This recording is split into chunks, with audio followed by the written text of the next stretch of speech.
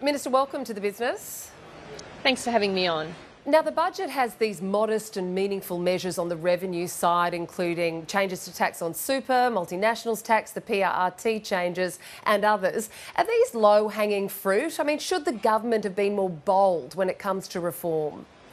Well, I think the budget has a very strong reform message. Obviously, we've been upfront about some of the challenges with the budget, so there are some revenue increases. We've been clear about that. As you say, super, multinational tax reform are a couple of those, and the PRRT. But, you know, certainly from my point of view, the finance point of view, we're looking at the whole budget, so we're looking at savings in our spending, we're looking at spending restraint overall, and then putting the budget on a more sustainable and resilient footing. And I think you'll see that. The budget obviously isn't going to solve everything, one budget in one year, but I think it makes pretty good progress towards that sustainability that I think everybody's been looking for. Well, the medium-term outlook has improved substantially. By 2032, there's an underlying cash deficit of 0.5% of GDP. That's 1.5% smaller than what was projected in October. Given that, is there now going to be less incentive for changes or reforms, particularly in those tougher areas such as personal income tax, GST, CGT, negative gearing?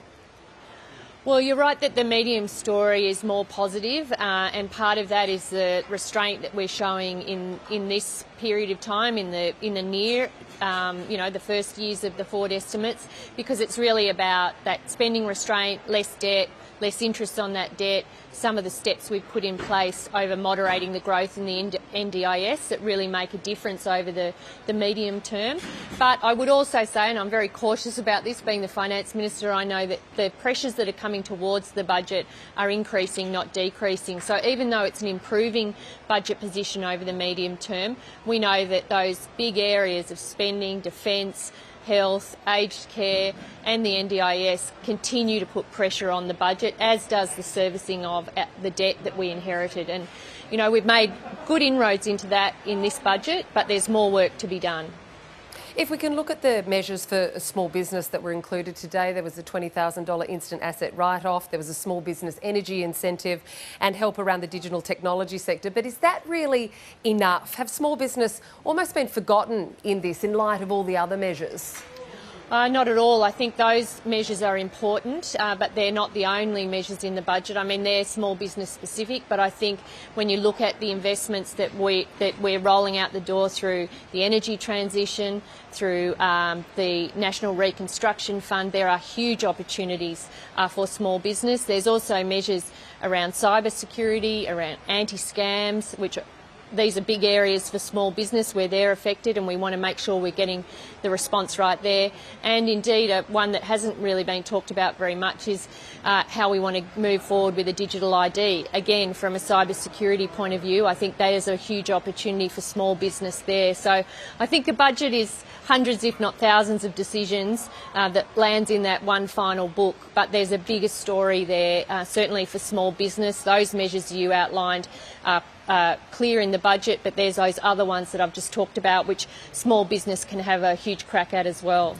Minister, what are the initiatives in the budget that will result in increased productivity, grow the pie, so Labor can keep up its social spending agenda? Yeah, so there is a productivity challenge that, you know, has been raised by the Productivity Commission and others. This has been a focus of ours. Obviously, some of our proposals and investments in women and driving women's economic equality is part of that story. We're really serious about that. We've got an untapped resource there where women face barriers to work, barriers to the hours they work, the jobs they do, and we've got to start getting rid of those. So this is a really strong budget for women, investing in people.